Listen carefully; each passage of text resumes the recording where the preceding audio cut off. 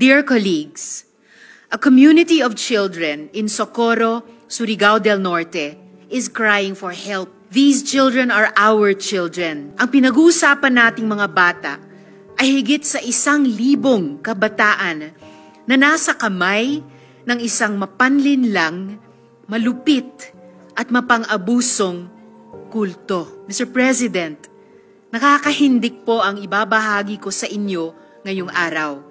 And it is a matter of grave urgency that I'm afraid could not be postponed. This is a harrowing story of rape, sexual violence, child abuse, forced marriage, perpetrated on minors by a cult in the municipality of Socorro, Surigao del Norte. Napakaganda po ng munisipyo ng Socorro, kilala para sa Sohoton Cave at lagoons, at katabi lang din ng sikat na isla ng Siargao. Pero sa likod ng likas na ganda ng munisipyong ito ay may kakilakilabot na sekreto.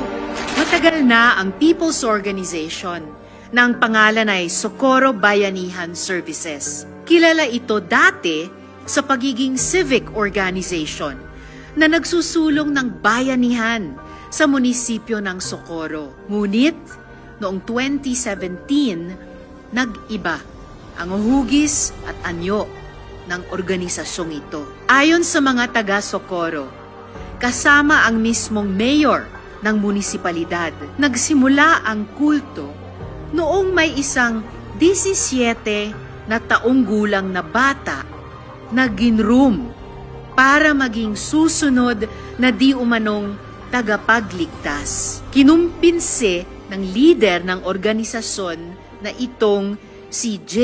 Renz Kilario na ang gawing leader ng Socorro Bayanihan Services dahil nga siya ang susunod na Mesiyas. Siya daw ang bagong Jesus. Siya daw ang magliligtas sa kanila. Siya ay binigyan ng script, tinuruan paano tumindig at magsalita na may tikas ng isang Mamerto Galanida na 3-term mayor ng Socorro at 3-term na bukal. Pagkatapos ay idineklara ni J. Renz sa komunidad na siya daw ang reincarnation ni Senyor Santo Niño. Ito ang kabanganakan ni Senyor Aguila. Noong Pebrero 2019, niyanig ang Surigao del Norte ng isang lindol. Nakakita ng oportunidad si Senyor at ang kanyang mga handlers. Sinabihan niya ang mga tao na sumama sa kanya sa bundok na ang tawag ay Kapihan dahil iyon daw ang langit. At ang hindi sumama sa kanya ay masusunog sa impyerno. As a result of these statements, there was a mass exodus to the mountain by the thousands of members of the organization, now having all the indicators of a religious cult. At hindi lang po ito mga ordinaryong tao na di nakapag-aral. LGU recorded mass resignations of DepEd teachers and government employees. More than 100 elementary and secondary teachers from Socorro East and West districts who were SBI members went on a wall. 13 regular employees and 41 job order workers from the municipal local government unit of Socorro have resigned. Enrollments at the Socorro East and West districts had an alarming decrease of 847 learners who are members of the Socorro Bayanihan Services Inc., both in the elementary and secondary levels. Ayon sa isang nakapanayam ng aking staff na dating elementary school teacher, sabi daw ni Senyor Aguila, wala daw government employee ang pupunta sa langit. Kung may mga utang daw kami, huwag daw kami mag-alala dahil buburahin daw ni Senyor Aguila ang aming mga utang. Hawak ko po, Mr. President, ang salaysay nitong dating DepEd teacher na ito. The mountain allowed the cult to continue its activities without scrutiny. And this is where the harrowing tales of child abuse come in. I would like you to listen to this video of one alias Jane. Ako tuod si tawganakan ko sa ngalan na si Jane, 15 years old, sa ka-minor. Ang ahong ambisyon nga unta na may mahitabo sa ahong kaugmaon nga mahuman ko sa akong pag-eskwela, makatabang ko sa kapobreyon sa akong mga ginikanan, ug unta na mahimo kong army sa ugwiya kaming sa kaskapihan nga didto ko giminjo sa akong kabatanon, giminjo ko ni Jeren Skelario nga among gituohan na siya among Ginoo.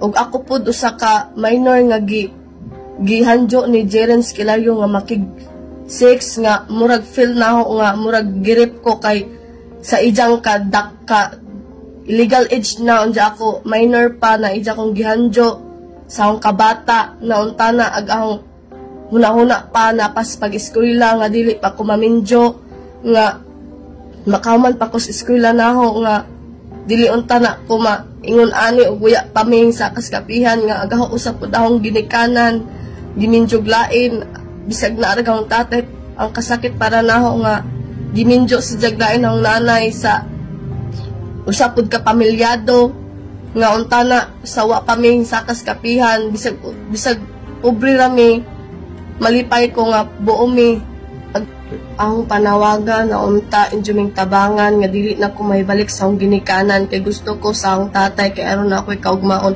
ug akong panawagan pud nga ag mga minor nga parinaho na tuas kapihan unta injong tabangan kay aron makahuman sa ilang pag-eskwela ug para na nga na-scam para na nga minor parinaho na unta na dili sila mahibalik sa ilang ginikanan kay lagi lisod didto ug minjoon ra permi. Ito naman po si alias Chloe. Pilit pinakasal at kinulong pa sa kwarto para pilitin makipagtalik. Ako tuod si Chloe, 15 years old. O gusto ko ka-member sa Bayanihan Services Incorporated. Karon gitawag ng Omega de Salonera. Ninaog ko atong June 2022 tungod kay usa ko sa minor nga gipugos og minjo ni Senior Aguila nga among gituohan og Ginoo. Sa akong pagkabata, 13 years old, giparisan kog 21 years old nga wala sa akong kabubuton. Pagka-minjo na ako, ninghanjo ko sa akong ginikanan nga ipabuwag ko kay dili ko ganahan pa maminjo kay gusto kog maeskwela. Pero iingog akong nanay nga kani ang kinahanglan gadud ta mo sunod kay mamay sugo sa atong Ginoo. Uwi naliko nila ay makapabuwag kung maura ag kamatajon. Motong nagpahila ko kasubot sa akong gibati nga ingon ana di gadud dapat ag ilang pagtuo sa Ginoo nga bisag ako nga giingon ani dapat gadud sila nga motuo kay Ginoo lagi kuno. Motong panahon nga gibutang ko sa bahay nilang Jerens o namutana si Just Lucky nga nakuha na ba kuno ko or nakig-6 na ba kuno nog Lucky. Unja niingon maglaki nga waya pa kuno. Otong giingnan si Jang nga man waya pa man ninyo kuha nga mga gagmay ra man ang inyong asawa. Usa pa authorized nga ninyo na rapon kay inyo na mga asawa. Dahil panahon nga gilakan mis kwarto kay gusto gadyo nila nga kuhaon na makasix na nog Lucky. Unja dito nga taming hila ko unja kaingon kog ma-rape ko adto pero madjugani kay ag Lucky. Ning kuan nga inhilak pud si Jan nga tanan si Jag unsa ko ni Jang sa nga nung dili ko na kumusugot kung giingnan nga dili pa ko gusto maminjo ug ikaw may gusto nang mawaha kay gaw gad yung gusto makahuman ko eskwela sa akong mga ginikanan nga naa pa dinha unta mo lugsong na mo kay di ko gusto nga magihan sang manghod ag nagihan ako gusto ko nga makahuman sila eskwela gusto ko nga na sila grado gusto ko nga mag-uban ta pero dili diha gusto ko nga, muari na mo na ako.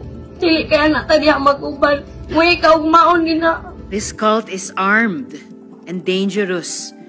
Ayon sa isa pang menor de edad na itatago natin sa pangalang Renz, nakita niya mismo ang mga armas ng kultong ito.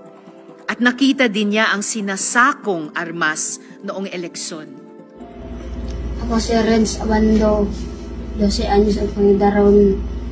Intakas ko sa kapihan sa na gusto mas paksol inagi na nakakita ko nito sundang o mga aromas dito ko bayan nakakita ko dito katipong eleksyon so masa ko ang aromas so nanindag ang tatay dito mas kapihan adto kay di mas ganas na og ninja og ang tatay kay mabungkag mga pamilya hindi man ipatulog ko to di man sila masugot og ninja ang ninja tatay hindi yung ko man sila si Jerry Minakuan ninja ka daw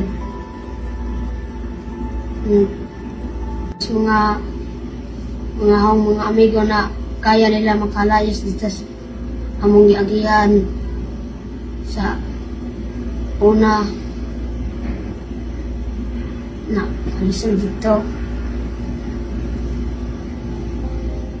Paano po sila nagkakapera? Kinokolekta ng organisasyon ang halos o mahigit na 50% ng mga natatanggap na 4Ps at senior citizen pension ng mga miyembro.